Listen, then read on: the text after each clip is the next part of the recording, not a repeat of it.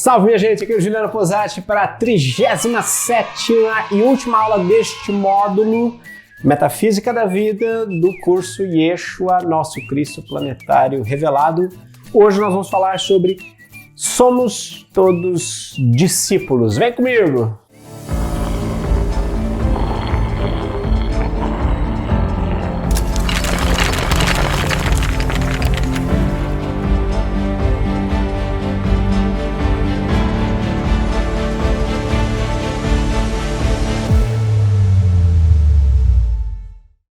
Gente, hoje é a 37ª aula do nosso curso. É a aula que encerra esse módulo, sexto módulo, Metafísica da Vida. Depois nós temos o módulo 7 no meio de nós, com duas aulas, uma sobre o Natal e uma sobre o fato do Cristo estar no meio de nós, né? Nessa conclusão de módulo, na aula que vem, tradicionalmente, todo fim de módulo, eu coloco uma sessão de perguntas e respostas. Vocês mandam as perguntas e a gente responde numa live, né? Dessa vez nós vamos fazer diferente. A aula 38 vai ser um encontro ao vivo dentro da plataforma do Zoom. Portanto, a aula 38 você não vai encontrar aqui no YouTube, tá? Não vai aparecer para você a programação da aula 38. Você vai ver que já pula para 39, é isso mesmo. Se você está vendo o curso depois, né, de 2022... tranquilo, chegou na 37, pula para 39, é isso aí, perdeu o Playboy.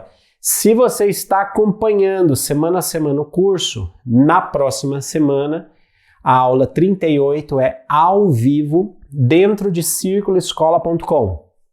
Então vamos repassar o que você vai fazer semana que vem. Chegou quarta-feira, 8 horas, você vai entrar no site, fazer o seu login, conforme o Gui está mostrando para você em tela, você vem, faz o seu login.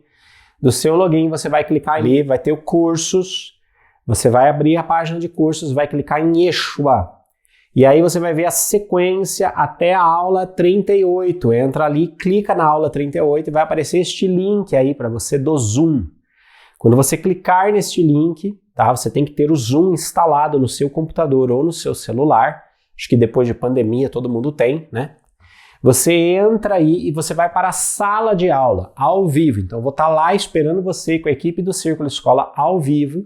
Nós vamos ter ali a nossa troca, nossa reflexão, nós vamos ter atividades em grupo, nós vamos ter salas divididas para você conhecer a galera que está fazendo também esse curso, né, que fez essa jornada contigo. Nós vamos ter várias atividades ali, nós vamos ter momento de sintonia juntos, tá? Nós vamos fazer um momento de sintonia, um momento de trabalho espiritual juntos nessa aula. Então é uma aula especial, tá bom? Então note aí, aula 38, você tem que estar dentro da plataforma e fazer a aula ali dentro através do link do Zoom, beleza?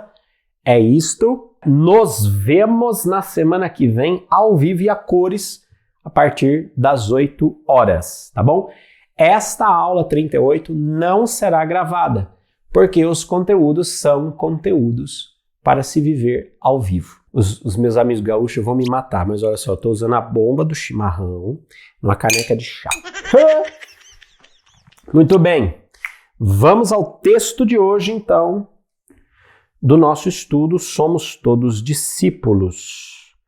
Hoje, especificamente, nós vamos trabalhar um texto do Evangelho de Lucas, que eu curto muito, sou particularmente fã de Lucas. Vamos lá. Aconteceu num sábado que, entrando ele na casa de um dos principais dos fariseus para comer pão, eles o estavam observando. E eis que ali, diante dele, havia um certo homem hidrópico. Então, ver, abordagem típica de Lucas, né? Lucas marca muito as classes sociais e os atos de Jesus diante dessas diferenças. Então, ele estava na casa dos principais dos fariseus e tem lá um homem hidrópico. O que é um homem hidrópico? A hidropsia, ela é uma característica onde o corpo humano acumula uma certa serosidade líquida em várias partes do corpo, é subcutânea mesmo, embaixo da pele. Então, se aperta assim e não volta, sabe? Porque tem uma camada de cera ali. E é toda uma situação bem complicada, a pessoa fica com uns inchaços, com uma dificuldade de locomoção, depois de dar uma jogadinha, hidropsia no Google, você vai ter uma ideia do que se trata, tá bom? Então tá lá, na casa da chiqueza, das harta-roda da sociedade, como dizia a música, e aparece, né, tá ali diante deles, esse homem que tem essa dificuldade, que é uma dificuldade pesada, um troço que não é mole não é uma situação orgânica qualquer. E Jesus, tomando a palavra, falou aos doutores da lei, aos fariseus, dizendo: é lícito curar no sábado? Quer dizer, pode curar no sábado? Escuta, pode, tá dentro, curar no sábado? Eu posso fazer um milagre no sábado? Eles, porém, calaram-se. Imagina o espírito de na mão, né? Que recebem um homem que é todo famoso, influencer da época, curava torto e direito, de repente está ali, mas é dia de sábado e tem toda a regra, tem toda a religião, tem todo o contexto, tem todo o protocolo, só que surge uma patologia que quebra os protocolos, quebra o protocolo. A doença, o mal, a enfermidade, ela é uma situação humana que quebra protocolos. Quebra protocolos. Nós somos absolutamente viciados e dependentes de protocolos, de roteiros, de códigos sociais, e nós criamos inclusive pactos sociais que nos mantêm isolados na nossa própria realidade, seguindo as regras como se nós fôssemos engrenagens de um grande relógio, e a nossa sociedade, entre aspas, funciona bem assim. Por que entre aspas? Porque no momento em que surge alguém que porta uma situação orgânica, física, diferente da engrenagem do resto da sociedade, os protocolos são interrompidos. Os protocolos são interrompidos. E os protocolos são interrompidos com perguntas existenciais profundas que estão para além dos protocolos, do paradigma da religião. É lícito curar em dia de sábado? E aí, eu posso fazer o bem no dia de sábado? Onde a sua religião diz que eu não posso fazer nada? Mas o bem, eu posso fazer ou não posso? Quer dizer, quando a pergunta filosófica vem acima da repetição segura dos padrões e dos protocolos religiosos. Eu diria que na sabedoria da lei de causa e efeito, claro, todo mundo que apresenta uma patologia, um organismo diferente, esse organismo diferente, ele atende a uma necessidade de aprendizado daquele espírito. Então, se você tem um organismo diferente, um braço diferente, ou algum membro que eu tenho 2 pernas, você de repente só tem uma. A formatação do nosso corpo, ela está a serviço do nosso espírito. Então, a grande pergunta daquele que nasce com um corpo diferente, formado de uma maneira diferente, não é por quê, mas para quê. O que eu estou aprendendo com isso, né? O que eu estou aprendendo com isso? É muito interessante observar a vida por esse prisma. E também tem uma outra questão, né? Se na lei de causa e efeito, no contexto do indivíduo, aquele corpo que é formado diferente, que traz elementos diferentes, está a serviço do aprendizado daquele espírito, no contexto social, a presença desse indivíduo também tem uma função, tem um efeito muito interessante, que é o efeito da quebra dos protocolos. Então, por exemplo, nós sempre fizemos escada e foda-se, né? Até que a gente começou a perceber que tinham indivíduos que andavam em cadeiras de rodas. Então existe uma reorganização, o protocolo do degrauzinho se quebra quando existe uma reorganização a partir de um indivíduo que tem necessidades específicas. E quando um indivíduo que tem necessidades específicas se apresenta no contexto social, a sociedade, quando em sintonia com a consciência crística, quando em sintonia com o amor-movimento, dá a este amor a vazão em forma de compaixão, a vazão em forma de empatia. Então existe uma reorganização do tecido social em torno daquilo que tradicional e infelizmente nós começamos a chamar de defeitos ou de deficientes. Eu não diria que aquilo é um defeito, eu diria que aquilo é um efeito interessante cuja causa é a fraternidade, cuja causa maior é o amor. Então, um indivíduo que tem um organismo formado de uma maneira diferente, ele não é um organismo com defeito, ele é um organismo que evoca como efeito a causa maior do amor, a causa maior da fraternidade. Então a gente começa a fazer adequações, né? Eu preciso adequar isso aqui. Essas pessoas precisam fazer parte. O protocolo original, o formato original. Veja, todo o processo de inclusão social hoje, ou de inclusão, né? Toda a acessibilidade que nós trabalhamos hoje, é justamente a reconsideração da nossa sociedade dos protocolos que foram criados, mas que não atendem à diversidade da vida, à diversidade do espírito manifesto na matéria. Então, este defeito, na verdade, não é nem defeito e nem efeito, ele é causa de um novo efeito. Ele tensiona, ele quebra os protocolos, os rituais, os caminhos previamente estabelecidos e nos levam a repensar a sociedade como um lugar onde todos precisam caber. Então eu amo os textos de Lucas por causa disso. Lucas o tempo todo coloca os protocolos sociais em xeque. O tempo todo. Maria, quando se vê grávida de Jesus, depois do encontro com o anjo, ela diz: minha alma glorifica o Senhor e o meu espírito exulta de alegria em Deus, meu Salvador, porque ele olhou para a sua pobre serva. Ele derrubou do trono os poderosos, ele exaltou os humildes, ele saciou os indigentes de bens e despediu de mãos vazias os ricos. Maria antevê no Magnificat, o seu canto de louvor, ela antevê todos os efeitos que surgiriam a partir da causa que está sendo gerada e materializada no seu ventre. Ela percebe que ele vem para ressignificar e reorganizar as estruturas sociais. Essa narrativa de Lucas é fantástica. É fantástica, não é? Então veja que aqui, não é? Diante da presença de alguém que quebra os protocolos, as fachadas, que quebra a ilusão do mundo fofinho, né? Quebra esse Elysium, eles se calam. Jesus pergunta: é lícito curar em dia de sábado? Eles dizem: eles se calam, né? É lícito curar em dia de sábado? Eles, porém, calaram-se. E tomando-o, o curou e o despediu. E disse-lhes: qual será de vós que, caindo num poço em dia de sábado, o jumento ou o boi não tire logo?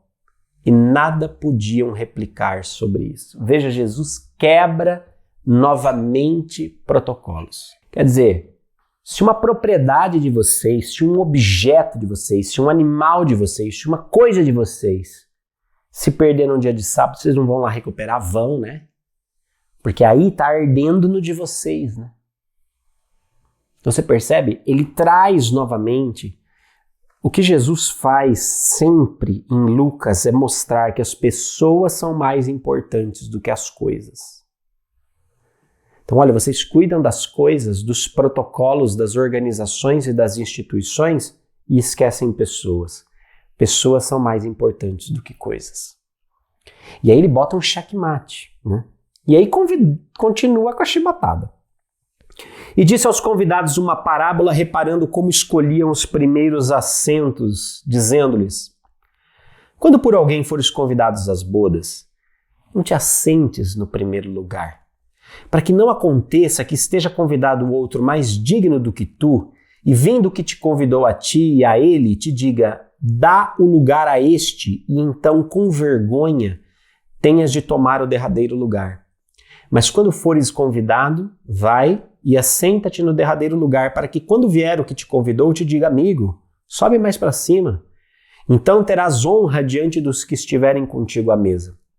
Porquanto, qualquer que a si mesmo se exaltar será humilhado, e aquele a que se humilhar será exaltado. E dizia também ao que tinha convidado: quando deres um jantar, uma ceia, não chame os teus amigos, nem os teus irmãos, nem os teus parentes, nem vizinhos ricos, para que não suceda que também eles te tornem a convidar e te seja isso recompensado. Mas quando fizeres o convite, chama os pobres, os aleijados, os mancos, os cegos, e serás bem-aventurado, porque eles não têm como te recompensar, mas recompensado te será na ressurreição dos justos. E ouvindo isso, um dos que estavam com ele à mesa disse-lhe: bem-aventurado que comer do pão do reino de Deus. Porém ele lhe disse: um certo homem fez uma grande ceia e convidou a muitos. E à hora da ceia mandou seu servo dizer aos convidados: vinde, que já está tudo preparado. E todos, um a um, começaram a excusar-se. Disse-lhe o primeiro: comprei um campo e importa ir vê-lo, rogo-te que te hajas-me de escusado. Nossa, é de matar essa linguagem, né? É tipo assim: olha, eu comprei um porto, um campo, estou ocupado e, porra, eu vou precisar ir, por favor, me desculpa aí, tá? Foi mal, tá? Foi mal. E disse-lhe o outro: comprei 5 juntas de bois e vou experimentá-lo, então, mano, foi mal, me perdoa aí, né? E outro disse: casei, não posso ir. E voltando aquele servo, anunciou essas coisas ao Senhor. Quando o pai da família, indignado, disse ao servo: sai depressa pelas ruas e bairros da cidade e traz aqui os pobres, os aleijados, os mancos, os cegos. E disse o servo: Senhor, feito está como mandaste, e ainda há lugar. E disse o Senhor ao servo: sai pelos caminhos e valados e força-os a entrar, para que a minha casa se encha, porque eu digo que nenhum daqueles varões que foram convidados provará minha ceia. Ora, ia com ele uma grande multidão, e voltando-se disse-lhe: se alguém vier a mim e não aborrecer o seu pai, e mãe, e mulher, e filhos, e irmãos e irmãs, e ainda também a sua própria vida, não pode ser meu discípulo. Qualquer que não levar a sua cruz e não vier depois de mim, não pode ser meu discípulo. Pois qual de vós, querendo edificar uma torre, não se aceita primeiro a fazer as contas dos gastos para ver se tem com que acabar? Para que não aconteça que, depois de ter posto os alicerces e não a podendo acabar, todos os que a virem comecem a escarnecer dele, dizendo: este homem começou a edificar e não pode acabar. Ora, qual que é o rei que, indo para a guerra pelejar contra outro rei, não se assenta primeiro para tomar conselho sobre se com 10.000 homens pode sair ao encontro de quem vem contra ele com 20.000? De outra maneira, estando o outro ainda longe, manda embaixadores e pede condições de paz. Assim, pois, qualquer um de vocês que não renuncia a tudo que tem não pode ser meu discípulo. Bom é o sal, mas se o sal degenerar, com que há de se salgar? Nem presta para a terra, nem presta para o montouro. Lançam-no fora. Quem tem ouvidos, ouça.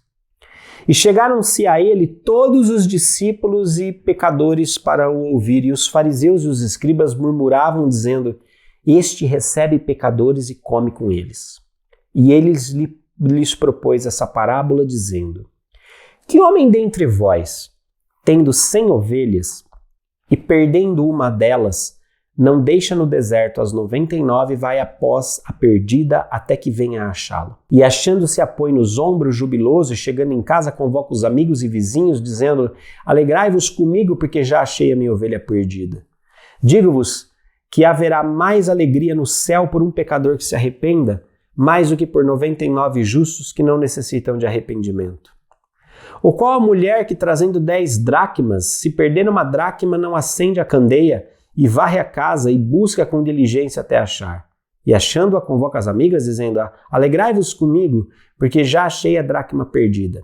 Assim, eu vos digo que há mais alegria diante dos anjos de Deus por um pecador que se arrepende. E disse: um certo homem tinha 2 filhos. E o mais moço deles disse ao pai: dá-me a parte da fazenda que me pertence.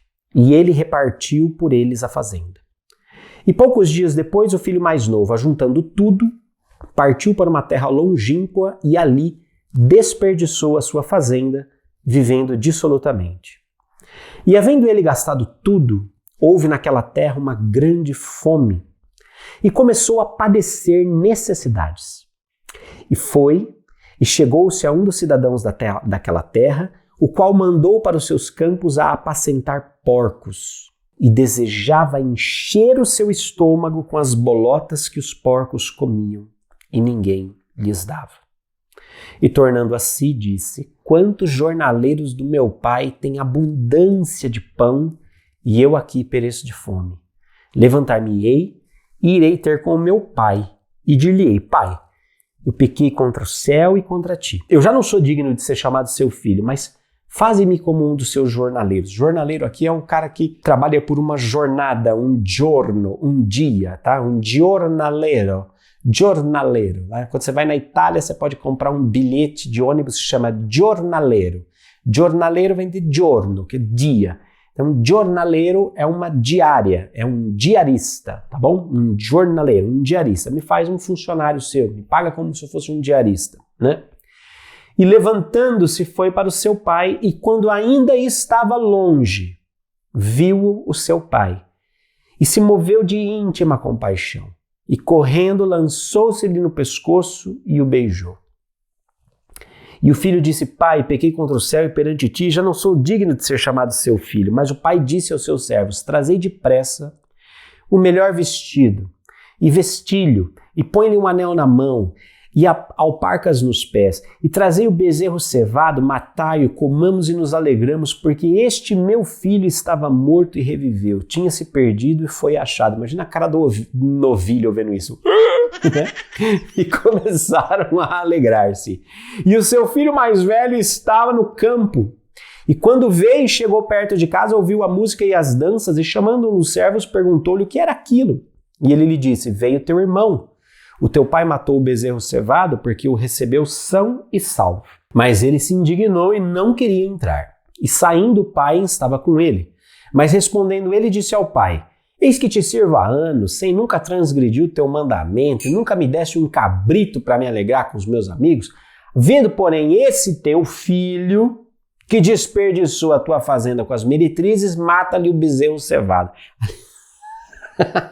Eu acho um barato essa coisa de vindo este teu filho, né? Não é meu irmão, é teu filho. Eu acho um barato. Quando a gente está nesse estado assim, transtornado, que a gente não enxerga as coisas, tudo é culpa do outro, né? Eu lembro assim, a minha mãe falava assim: porque o seu pai, eu falava assim, nossa, o meu pai, como se fosse assim, o meu pai é a minha culpa, né? Não, porque esse teu filho, eu acho muito interessante isso. A gente transfere toda a responsabilidade para o outro da nossa indignação, né? E o pai lhe disse: filho, tu sempre estás comigo, e todas as minhas coisas são tuas. Mas era justo alegrarmos-nos e folgarmos, porque este teu irmão estava morto. Você vê, olha só, esse teu filho, aí ele devolve, olha, o seu irmão. Que sutileza, né? Ele devolve a acusação, trazendo ele para perto. Ele joga a responsabilidade para lá e fala: peraí, mocinho, esse seu irmão estava morto e reviveu, tinha se perdido e achou-se. Fantástico. Olha, são 4 parábolas numa conversa. Então, eu acho interessante o primeiro ponto, como eu estava dizendo, né? O sujeito chega, quebra todos aqueles protocolos de religião. Jesus vai e cura o sujeito.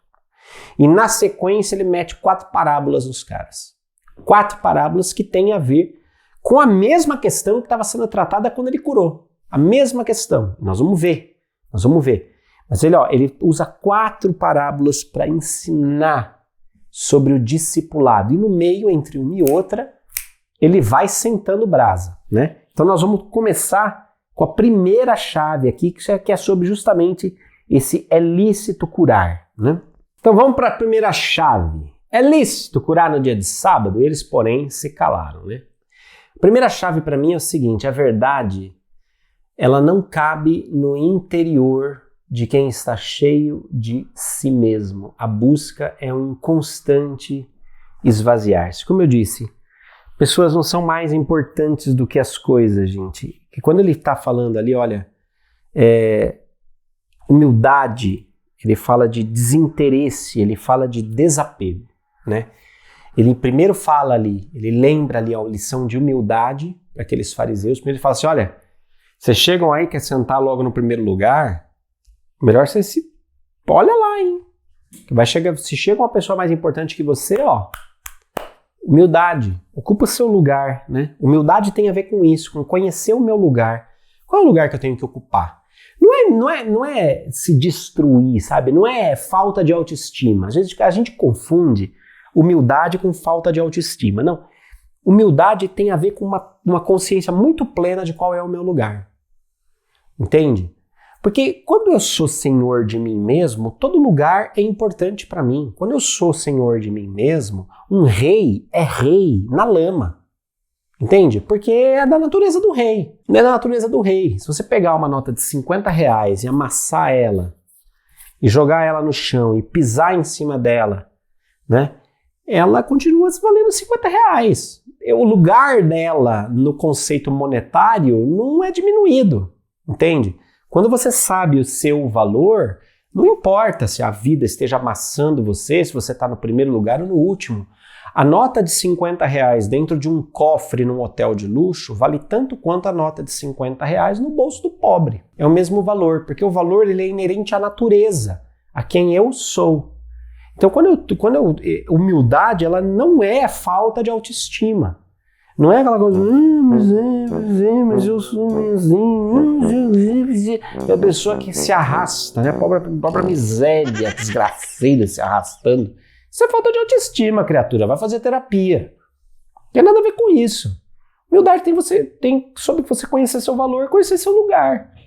É você não se projetar para além do seu lugar e nem para menos do seu lugar. É ocupar o seu lugar, a partir de quem você é. Por isso que ele fala, vai sentando. Aí depois ele fala sobre desinteresse.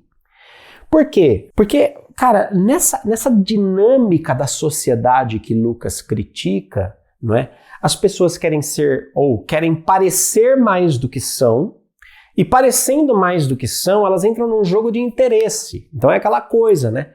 Ah, você convida teu vizinho porque você quer que o seu vizinho te convide. Você não está interessado nele, você não está interessado na pessoa, você está interessado em encher tua pança na casa dele. Você está interessado nas vantagens que você vai obter a partir dos favores que você prestar para ele. Então você agrada para ser agradado. Você joga o jogo da sociedade, percebe? Desinteresse. Ele está falando assim, cara, convida pobre, convida o cara que tá fudido, convida quem não tem como retribuir para você. Então, por quê? Porque quando eu sei quem eu sou, eu ocupo o meu lugar. E quando eu ocupo o meu lugar, cara, eu sou pleno em mim mesmo, eu tenho plenitude, entende? Eu não vou buscar esse tipo de relacionamento. E depois vem o desapego, vem a questão da escolha, né? Que ele vai tratar na parábola da bodas. Né? Porque o sujeito vira lá, todo, ai, fiquei feliz, aquele que comeu o pão do reino de Deus, cara, puxação de saco. Ele vira e fala assim, o problema é vocês quererem, né? O problema é vocês sabem aprenderem a exercer a escolha de vocês, né? Que o reino de Deus não é mole, não. Esse estado de consciência não é mole, não. Eu fiz uma nota interessante porque eu observei que esses fariseus, eles são aquele filho que ficou da última parábola, né? E eu fiz uma nota aqui porque, veja, os fariseus e o filho que ficou, eles têm em comum a lealdade a uma religião de aparências, de protocolos, que preenche a vida social e pública, mas mantém esse mundo interno petrificado. Quando eu me apego ao protocolo, ao dogma, ao rito, a esses pactos sociais, eu me protejo de uma exposição genuína. Eu vivo uma vida que é insonsa de significados. Eu repito porque alguém falou que tem que repetir. Eu faço porque tem que fazer. Mas eu não estou vendo sentido naquilo. Percebe? Essa é a diferença dos dois filhos. O filho que ficou fazia porque tinha que fazer. Obedecia porque tinha que obedecer. Ele não estava vendo sentido naquilo. Por quê? Porque não havia humildade, não havia desinteresse, não havia desapego nele. Portanto é que quando o irmão volta, a primeira coisa que ele fala, porra, eu nunca tive um cabrito pra matar pra comer com meus amigos, tu nunca me deu nada. percebe? Por quê? Porque ele não dava valor, primeiro que ele não ocupava o lugar dele como filho. Porque a primeira coisa que o pai responde, cara, o que é meu é seu, velho. Como assim eu nunca te dei um cabrito? O que é meu é seu. O que o pai está dizendo? Ocupe o teu lugar, criatura. Pirralho mimado, deixa de ser nhenhenhê, deixa de mimimi, ocupe o seu lugar. Tudo que é meu é seu. Como que não te dei nada? É claro que eu não te dei nada. Nós estamos juntos, ocupe o seu lugar. É aquela coisa da humildade. Humildade tem a ver com ocupar o seu lugar. Você vê que esse filho não era humilde. Porque a primeira coisa que fez foi lá meter a guasca no pai, não sei mais o quê, porque isso, porque aquilo. Cara, ocupa seu lugar, você é filho. Ocupe o seu lugar. Por isso que eu falo, humildade tem a ver com ocupar o seu lugar, não tem a ver com falta de autoestima. Essa criatura não tinha autoestima, não sabia quem ele era. Aí vem o desinteresse. Né? Eu sempre fiz o que você, eu sempre fiz isso, eu sempre obedeci o senhor, eu sempre mandei fazer o que você. O senhor nunca me deu um cabrito, nunca me deu uma coxinha de galinha pra comer com meus amigos. Olha o desinteresse. Não tem desinteresse. Não tem desinteresse, percebe? Por quê? Porque eu fiz tudo isso e eu não me vi recompensado. Porque, na verdade, eu não estava ocupando o meu lugar. Porque, na verdade, eu estava ocupando o lugar de alguém que estava trocando. Mas não é troca a relação com o pai. Relacionamento com o pai é coparticipação da natureza do pai, de quem o pai é. Né? E aí vem o pior ainda, mas esse teu filho, né? Esse teu filho fez esse monte de cagada. E o senhor ainda dá tudo para ele. Esse teu filho não, meu caro. Esse seu irmão. Esse seu irmão ocupou o lugar que ele queria. Foi lá, fez bosta na vida. E a partir dessa bosta que ele fez na vida, ele percebeu o lugar que ele estava. Humildade. Ele reconheceu qual era o lugar dele. Ele falou, caraca, eu joguei tudo pelo ar, eu fiz muita merda. A merda, o contraste que ele vive, que ele passa fome, que ele quer comer a comida que o porco come, ele olha e fala assim, nossa, nem o pior empregado do meu pai passa isso. Estando completamente fora, o choque da merda que ele fez desperta a consciência dele para que ele ocupe de novo o lugar dele. Mas ele nem quer esse lugar, ele fala assim, cara, o menor lugar para mim é o suficiente. Ele vai buscar o menor lugar, que é o que Jesus recomenda no primeiro conselho. Olha, não vai sentar logo no primeiro lugar, não. Ocupa lá o menor, que aí a pessoa vem e te traz para cima. Foi o que o filho fez. Falou, pai, eu só quero ser seu empregado, mano, porque eu fiz muita merda. Eu não sabia quem eu era. Eu não dei valor para tudo que o senhor me deu. Eu não dei valor para o seu lugar, mas eu só quero ser seu empregado.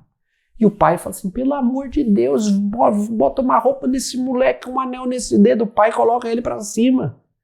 O pai coloca ele para cima. Percebe? É muito bacana você ver essa costura entre as falas de Jesus, né?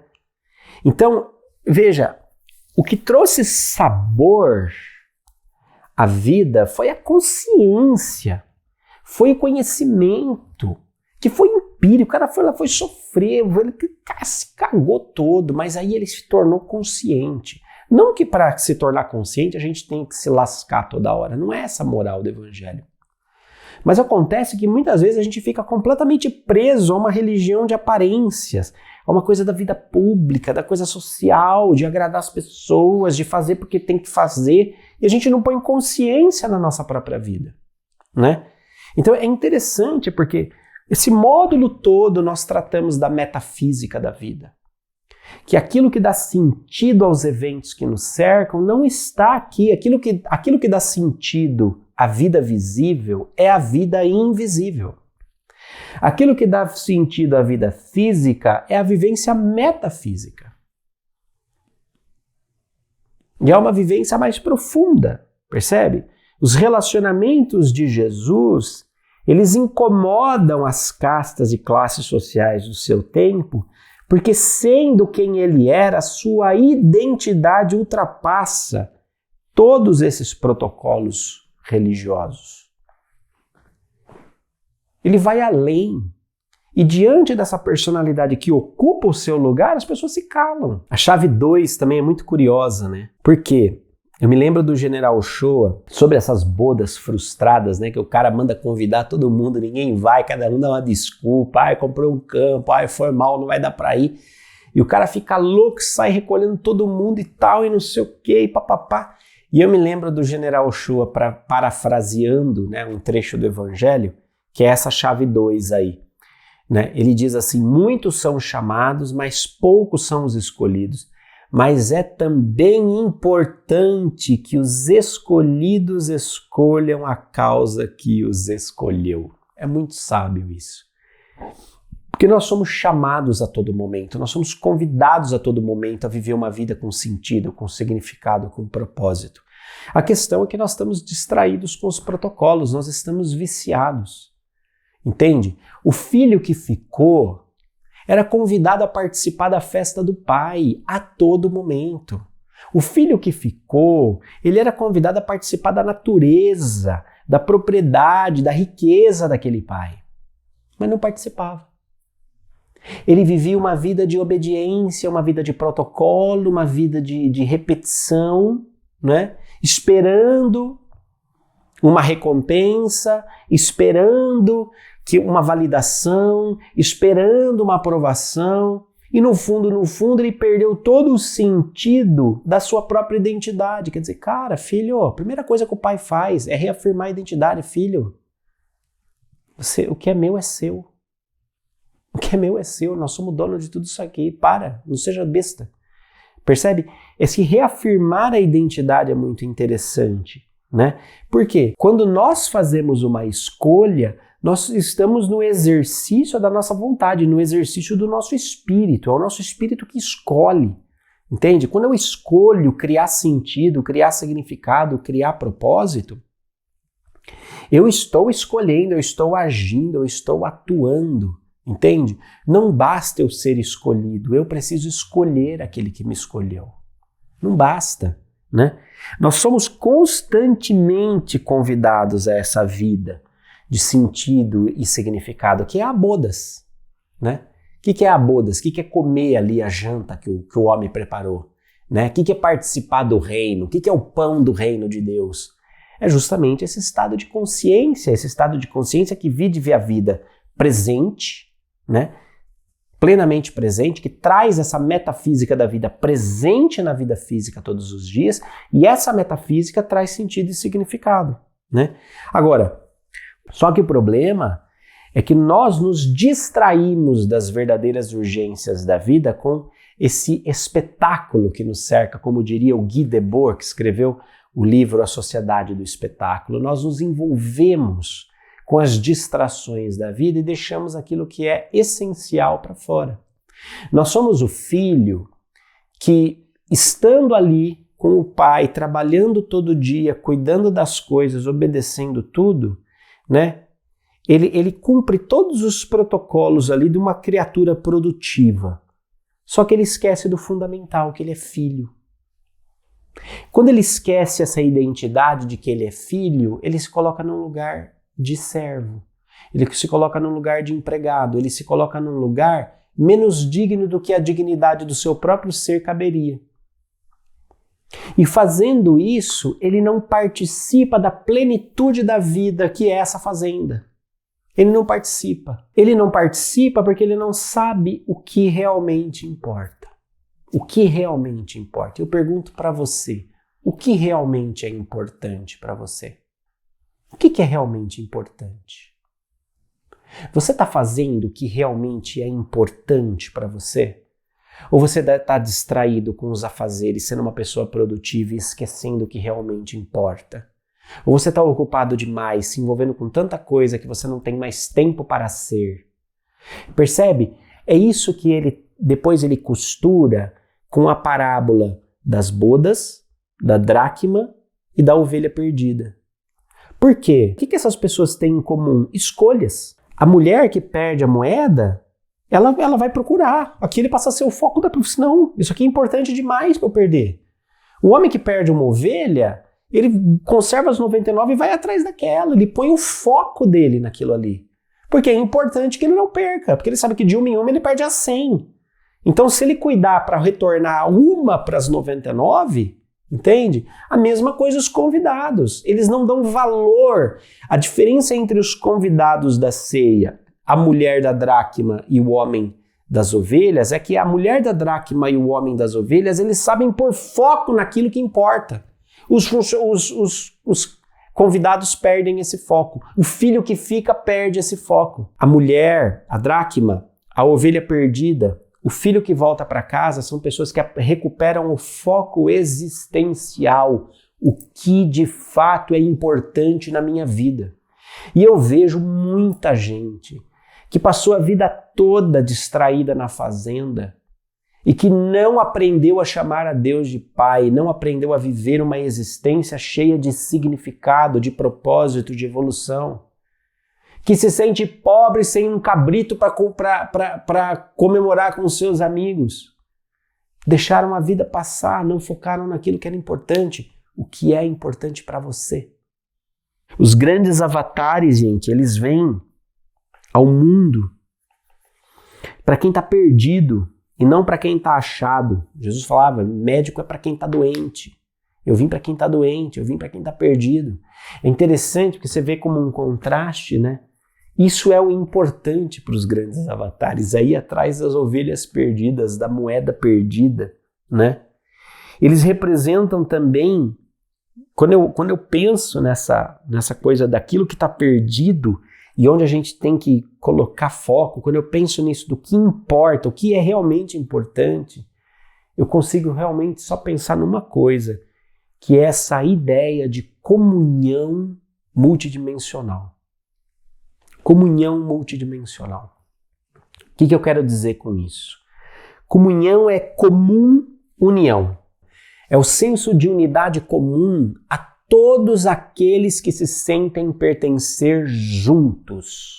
Então, é como a filosofia sul-africana do Ubuntu. Eu sou o que eu sou por causa daquilo que nós somos. Né? O Evangelho de Lucas ele vai tratar muito o nós, ele vai tratar muito a comunidade, o fato de nós pertencermos juntos, o fato da diferença ser conjugada nesse lugar chamado unidade, né? Desse verbo diferença caber na frase da unidade, né? A comunhão, ela não é a dissolução da minha identidade ou a superação das diferenças, não. A comunhão, ela é um estado de emergência da minha identidade num contexto onde todas as diferenças podem ser integradas de forma harmônica em prol da evolução do meio. Então não é que num espírito de comunidade eu tenho que abrir mão da minha identidade para todo mundo ser igual, todo mundo vai ser igual agora, todo dá mãozinha aqui, todo mundo vai ser igual, tem direito às mesmas coisas, nós vamos vestir a mesma roupa, usar o mesmo sapato, morar no mesmo tipo de casa. Não, é justamente o contrário, né? Porque comunhão, comunidade tem a ver com unidade, não com uniformidade. Não é comum uniformidade, é comunidade, né? Você tem comunidade e você tem conformidade. Conformidade tem a ver com dissolver todo traço de diferença para se atrelar ou se conectar a uma uniformidade, a um padrão uniforme. Comunidade não. Comunidade é a unidade comum. Ou seja, porque eu sou quem eu sou, nós somos o que somos. Então cada um encontra o seu lugar na comum unidade, na comunhão. Existe a emergência da minha identidade. A minha identidade emerge. E todo mundo pode pertencer. Em comunhão com o reino, eu sou inteiro. E quando eu sou inteiro, eu posso me doar. Eu só posso me doar para o outro se antes eu me possuir. E eu só posso me possuir se eu me conhecer. É a realidade da nossa dimensão espiritual que irradia comunhão para todas as dimensões da nossa vida. Ou seja, porque eu me conheço, porque eu assumo a minha identidade, porque eu entro em comunhão, porque eu sintonizo essa identidade a partir da grande identidade, do grande eu sou. Porque eu sou o que eu sou, nós somos o que somos. E eu sou o que eu sou porque nós somos o que somos. É nesse sentido que a dimensão espiritual, a parte metafísica da vida, organiza todas as outras dimensões do ser humano. Então veja aí, eu coloquei até na forma de um pentagrama isso, né? Porque o espiritual, ele organiza a nossa vida biológica, a nossa vida psicológica, social, ambiental, funcional. Quando eu entro em comunhão espiritual dentro de mim, essa autêntica comunhão com o todo me leva à comunhão em todos e em tudo. Ou seja, porque eu entendo que o eixo de comunhão, a dracma, a ovelha mais importante, a boda mais importante, é esse estado de consciência onde eu me conecto com o todo, onde eu vejo a vida para além da própria vida, porque eu me conecto com isto, porque eu me conecto com o todo, porque eu entro em unidade com o todo, eu vejo o todo em tudo. Eu vejo o todo em todos e em tudo. Aí é que vem a comunhão multidimensional que eu estava falando. Então, porque eu entro em comunhão com o todo dentro de mim, eu entro em comunhão com a pessoa que mora comigo, eu entro em comunhão com o meu vizinho, eu entro em comunhão com o meu cachorro, eu entro em comunhão com o meu trabalho, eu entro em comunhão porque eu vejo o mesmo todo se movendo em tudo. E aí eu me conecto com isso. E isso é a vida plena. Isso é ocupar o meu lugar. Isso é ser mais do que um filho bundão que obedece às ordens de forma inconsciente. Isso é consciente. Na chave 4, né? Na ausência da autêntica comunhão com o todo, em todos e em tudo, nós fazemos merda na vida. Simples. Simples. Entende?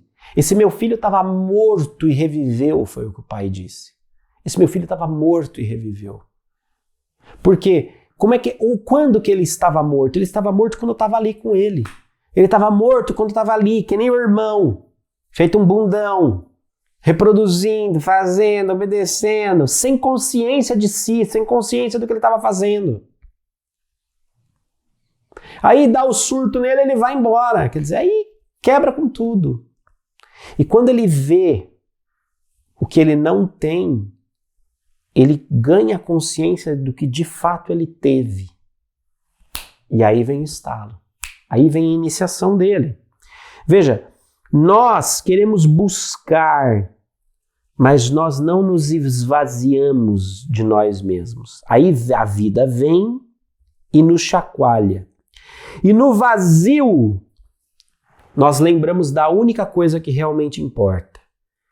E aí sim, a gente encontra com a figura desse Deus que espera que a gente desperte da própria arrogância e da própria ignorância. Fecha um pouco seus olhos agora. Fecha um pouco seus olhos comigo e pensa assim, quais são as rebeliões, as revoltas da sua mente hoje? Quando foi que você quis declarar sua independência? Quando foi que você acabou ferido, acabou lascado? Quando foi que você quis romper e acabou mais ferido do que antes? Quando foi ou por onde foi que a sua consciência vagou todo esse tempo? Quando foi que os seus recursos mentais foram desperdiçados, foram esbanjados como os recursos desse filho que foi embora? Quando foi que a sua mente se perdeu? Quando foi que o seu mundo interior se perdeu, se afastou? Se afastou de quem você era, se afastou da sua identidade verdadeira?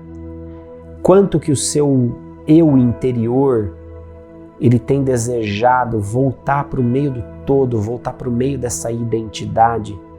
Quando foi que o seu eu interior desejou ser novamente? Eu não sei o que tem acontecido com você, eu não sei quais foram os momentos onde a sua identidade se fragmentou, onde você perdeu o contato com aquilo que realmente importa. Eu não sei quando foi que você atingiu o burnout, quando foi que você colapsou. Eu não sei qual o chacoalhão que a vida está te dando. Eu só sei de uma coisa. Que esse mínimo, essa mínima percepção, essa mínima consciência de retorno faz com que quando ainda estava longe, o seu Pai se move de íntima compaixão e corre e se lança no seu pescoço, agarra você, te beija, te recolhe, te acolhe. Eu não sei o quanto você tem estado perdido, confuso, desamparado, o quanto você tem investido em coisas que estão gastando o recurso da sua mente, que estão drenando as suas energias, que estão sufocando o seu prazer de viver, o seu prazer de encontrar mais sentido e mais significado. Mas eu quero que por um momento você pare tudo isso, para tudo isso. E simplesmente pensa, simplesmente olha lá longe. Esse cara que te espera, esse cara que te ama. Esse cara que te ama por quem você é, exatamente por quem você é, sem tirar nem pôr uma vírgula. Esse cara que simplesmente te ama como você é, do jeitinho que você é.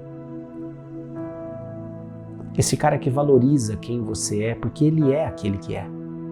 Ele é o grande eu sou. Dentro do todo, todos têm um lugar para ser. Esse é aquele que é. Esse é aquele que abraça, esse é aquele que acolhe ao menor sinal do seu desejo. Ele corre para te beijar, para te abraçar, para te acolher, para te valorizar, para te colocar no seu lugar.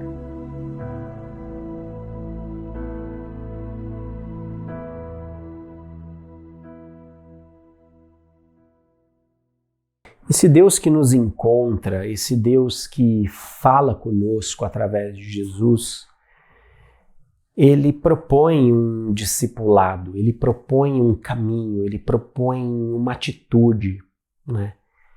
Ele propõe uma atitude, ele propõe que você escolha, né? E essa escolha ela é difícil, porque escolher é uma coisa pra gente grande. E eu me pergunto se a gente dá conta de escolher. Eu me pergunto mesmo se a gente dá conta de escolher, se a gente dá conta de falar, beleza, eu quero, eu vou, eu sigo. Jesus foi muito claro, né? Ele falou, olha, se você não deixar para trás tudo e não se focar nisso, se você não colocar seu foco, a sua intensidade nisso, não vai rolar. Jesus ele mostra um traço muito radical em Lucas, porque as estruturas sociais, as estruturas de desigualdade, de treta, de opressão que Lucas denuncia, são estruturas que você precisa ter radicalidade para mudar. Mas uma radicalidade que não é exterior na forma de um revolucionário, é interior na forma de um evolucionário, né? O reino, como um estado de consciência, ele exige essa escolha e essa determinação. E a grande pergunta é se a gente está pronto para isso de verdade. Ou se nós só vamos ficar dando like só, sabe? Assim, ai gente, que aula linda, dá um like, volta e continua vivendo uma vida de miséria, né? Veja, 2 aulas atrás a gente falou sobre fé. E eu penso que não tem discipulado sem fé, não tem como você seguir o evangelho, não tem como você seguir a Yeshua, seguir os passos dele, né? Ser coerente com isso se você não tiver fé. Essa atitude mental positiva, proativa, com consequências empreendedoras. Essa expressão de vontade livre, esse ato cívico do espírito materado segundo a sua cidadania espiritual. A metafísica da vida nos pede essa atitude mental positiva da fé. Como discípulos, né? Através dessa consciência, da consistência e da coerência. Em consciência a gente tem o eixo do conhecimento, do pensamento. Em consistência a gente tem o eixo do movimento e do sentimento. E em coerência a gente tem o eixo da transformação e da agir, do ato. Com tudo isso, gente, com tudo isso, quando nós somos capazes de viver a fé, de escolher a atitude mental positiva, como a mulher que focou na dracma, como o homem que focou na ovelha perdida, quando nós somos capazes de fazer essa escolha, dessa atitude mental positiva, nós somos enfim capazes de chegar nesse estado de cocriação exoconsciente, onde a vida física e a metafísica se encontram na construção de um mundo bem melhor. Tchau, sempre avante, que com essa coisa importante. Na próxima aula, nós estamos juntos em circuloescola.com para o nosso encontro ao vivo. Até mais. Calma, atenção, não desligue ainda. Eu terminei a aula tão lindo, leve e solto que esqueci. Aula 38, lembra, é a aula que vai estar dentro de circuloescola.com. Vai ser uma aula ao vivo. O que é que você tem que fazer, criatura? Primeiro, entra em circuloescola.com. Vai lá, acessa lá, bota lá seu login, acessa, clica ali, vai aparecer todos os cursos do Círculo, clica em Yeshua. Dentro de Yeshua, você vai lá na guia, escolhe lá, a aula 38 só está disponível ao vivo na próxima quarta-feira, 8 horas. Só isso, não vai ter depois, não vai ficar gravada, tudo mais. Você entra ali, vai aparecer o link do Zoom, você clica, precisa ter o Zoom instalado, ou no seu computador, ou no seu celular. A aula vai ser ao vivo comigo, com toda a equipe do Círculo. Nós vamos ter várias atividades, vários momentos importantes. Então, se liga para participar. Não vai me aparecer perdido, feito amendoim, boca de banguela semana que vem para dizer: ai meu Deus, cadê a aula? Não tô achando. Pelo amor de Deus, tá bom? Beijo, tchau.